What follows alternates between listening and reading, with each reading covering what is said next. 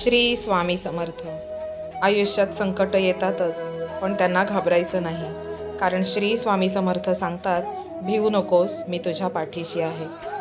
या वाक्यातून स्वामी श्रद्धा, विश्वास आणि धैर्य यांचा संदेश देतात.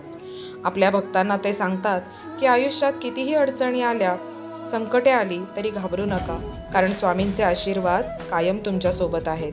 स्वामी समर्थ भक्तांना सांगतात की जर तू निस्वार्थ भावाने श्रद्धा ठेवशील तर कोणतेही संकट तुला तोडू शकत नाही. जरी आपण स्वामींना प्रत्यक्ष पाहू शकत नाही तरी त्यांच्या आशीर्वादाची अनुभूती आपल्या आयुष्यात कायम होत असते.